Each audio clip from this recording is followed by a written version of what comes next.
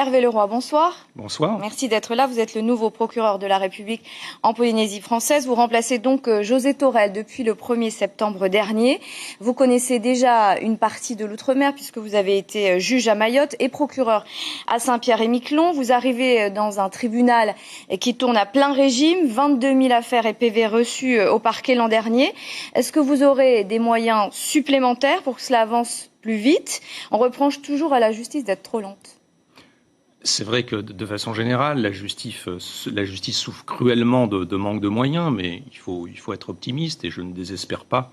Il faut être réaliste aussi, vous n'en aurez pas plus ou vous espérez en avoir davantage? Écoutez, la chancellerie a eu son attention attirée sur la situation du tribunal de première instance de Papeete. Il faut espérer qu'on ait des moyens supplémentaires à la fois en matériel et en personnel. Donc vous y croyez encore ce soir? Il faut être optimiste.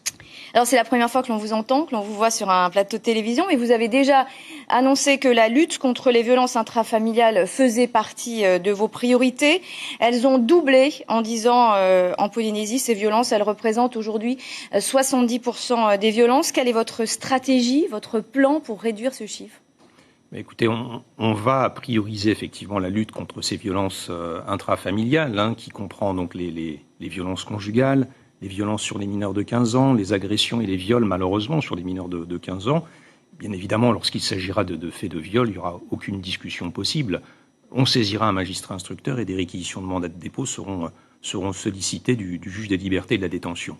Pour les autres affaires qui pourront trouver une élucidation rapide sur des faits simples, on exercera des poursuites et rapidement par le biais de la procédure de comparution immédiate. Alors l'alcoolisme et les stupéfiants, on le sait, ont un lien fort et évident avec ces violences intrafamiliales. On sait par exemple que chaque jour en Polynésie, 3 femmes sont victimes d'un acte violent. Les viols ont augmenté de 28% en 2015. Est-ce que vous serez plus sévère dans vos réquisitions que votre prédécesseur? La politique pénale sera identique s'agissant de faits de viol, effectivement, qui sont justiciables de la cour d'assises.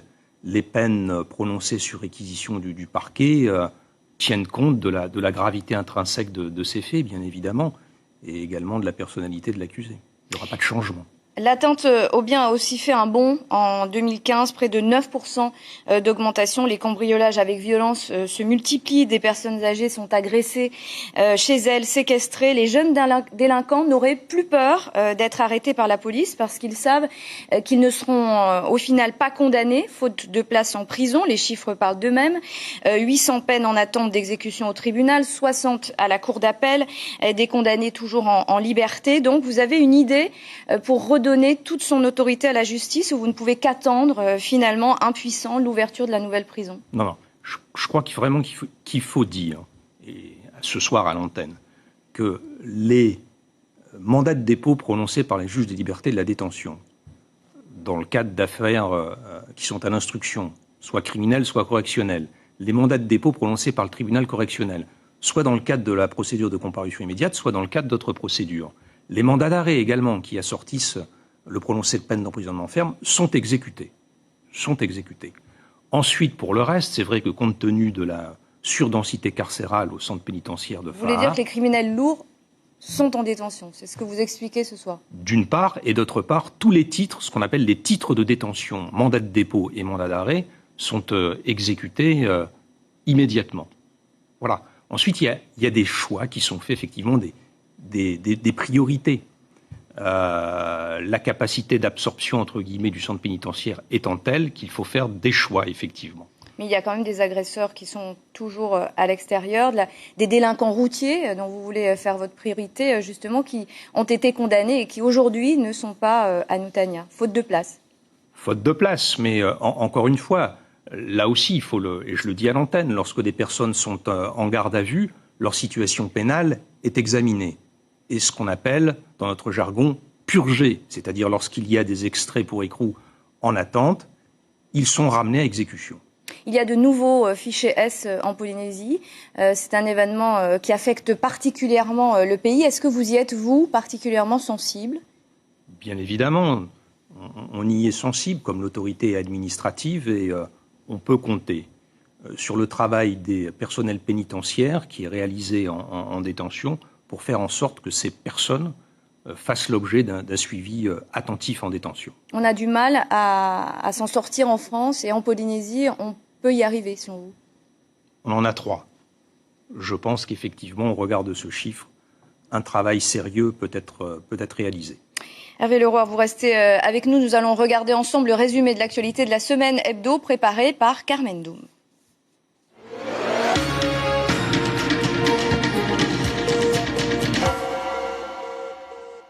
De 15 articles, le projet de loi en compte aujourd'hui une centaine. Les députés y ont ajouté le droit pour les populations d'outre-mer à un modèle propre de développement durable. Pour lutter contre la vie chère et valoriser les produits locaux, une aide au fret, à l'importation et à l'exportation est créée, une mesure issue de la consultation numérique. Au chapitre économique, les entreprises bénéficient de nouvelles mesures d'aide fiscale. Le BTP est particulièrement concerné. Tout ce qui a été porté par le gouvernement est financé, donc c'est plutôt une bonne nouvelle. Qu'il faut produire avant de pouvoir partager, et ça, c'est pas, à notre sens, suffisamment mis en avant. Le projet de loi contient également des dispositions relatives à la continuité territoriale, à la coopération régionale et à la mobilité des étudiants. Une aide à la mobilité est notamment créée pour les stages professionnels de courte durée. Premier appel du pied aux Républicains hier, la bascule de Jonas Tawaitu dans le groupe des Républicains à l'Assemblée nationale. Le député veut lui donner une deuxième chance. Vous savez, c'est peut-être le moment de changer aussi.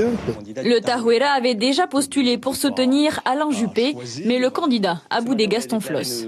Je pense qu'aujourd'hui, il faut tourner la page et c'est la raison pour laquelle je souhaite m'appuyer sur des soutiens nouveaux. À Paris, Gaston Floss a rencontré Laurent Wauquiez, le patron par intérim des Républicains, et lui a soumis ses propositions. À Tahiti, l'actuel secrétaire fédéral des Républicains refuse de prendre position. Les faits remontent à septembre 2014. Gaston Floss quitte la présidence, mais la justice lui reproche bientôt d'avoir emporté la vaisselle en porcelaine, l'argenterie et les verres en cristal pour un préjudice estimé à 6 800 000 francs. Mise en examen pour détournement de fonds publics avec Pascal Haïti, la justice avait requis 1 an de prison ferme et 3 ans d'inéligibilité à l'encontre de Gaston Floss, 6 mois de prison avec sursis et 1,5 million de francs d'amende pour sa compagne. Ce matin, le tribunal a finalement condamné Gaston Floss à 2 millions de francs d'amende et Pascal Haïti à 1 million de francs, plus les dommages et intérêts. Un soulagement pour l'ancien président du pays qui ne fera pas appel. L'ancien leader des GIP, Rere Puputauki, a été condamné à 3 ans de prison, dont 18 mois ferme et 6 millions de francs d'amende par le tribunal de grande instance de Paris. Le groupement d'intervention de la Polynésie arrosait les sociétés locales de fonds publics, argent qui était ensuite réinvesti par le chef du GIP et ses proches, notamment dans une mine de fer au Chili. Rere Puputauki peut encore faire appel de cette décision. Monsieur le procureur, votre prédécesseur avait annoncé dès son arrivée en 2009 que sa priorité serait la délinquance en col blanc, ce qui lui a d'ailleurs valu d'être accusé de manque d'impartialité de la part de certains politiques. Comment comptez-vous, vous, gérer ces affaires de corruption? Écoutez, la mission du procureur de la République, c'est de faire appliquer la loi. Et il y a une délinquance. Il n'y a qu'une seule délinquance, si je puis dire. Et donc la délinquance économique et financière, en col blanc, comme l'on dit, sera appréhendée de la même façon que la délinquance de droit commun. Et cette délinquance en col blanc recevra le même traitement judiciaire. Vous êtes surpris par le nombre d'affaires qui impliquent des politiques en Polynésie?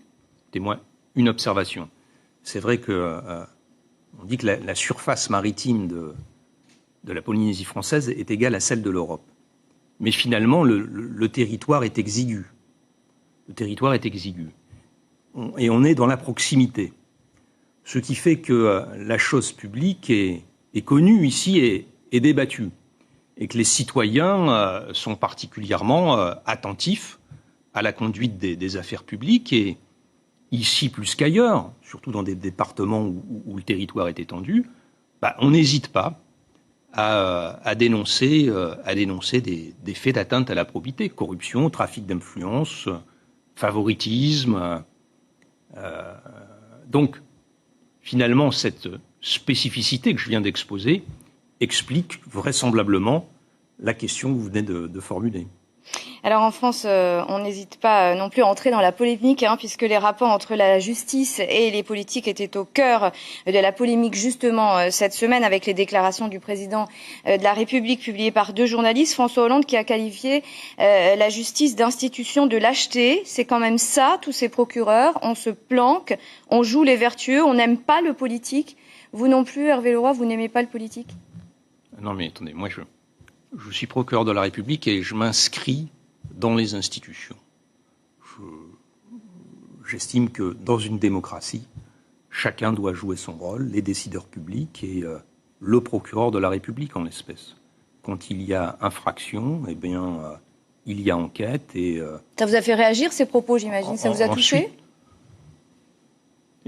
J'ai pas à commenter les propos du président de la République. Ce que je tiens tout simplement à souligner ici, comme l'ont fait mes collègues en métropole et dans les territoires ultramarins, c'est que les magistrats travaillent et se conforment à la loi.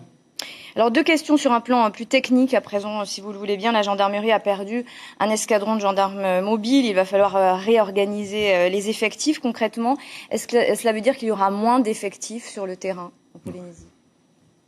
Je ne saurais parler en lieu et place du colonel qui commande la gendarmerie pour la Polynésie française. Cela étant, bien évidemment, je le rencontre souvent et les missions de sécurisation continueront à être réalisées. Alors c'est vrai qu'il y a un escadron de gendarmerie mobile en moins, mais on a toujours les militaires de la gendarmerie départementale, entre guillemets, la blanche, qui seront sur le terrain et on peut compter sur l'engagement de ces militaires. Donc concrètement, pas moins de missions. La gendarmerie ne dispose pas, en revanche, d'un laboratoire pour analyser l'ADN et donc retrouver les criminels sans avoir besoin d'envoyer les prélèvements en métropole. Qu'est-ce que cela signifie pour la justice en Polynésie? Est-ce qu'elle est pénalisée ou pas plus que ça, finalement?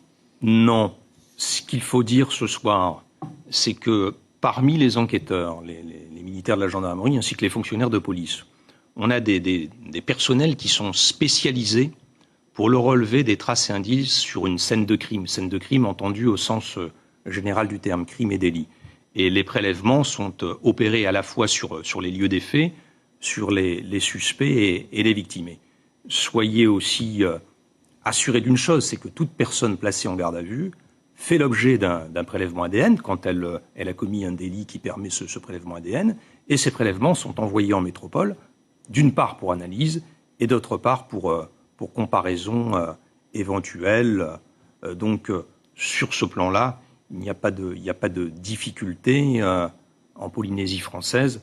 Les choses sont faites. On peut parler d'égalité. Merci beaucoup, Absolument. Hervé Leroy, d'avoir accepté notre invitation ce soir. Mais je vous en prie, c'est moi qui vous remercie.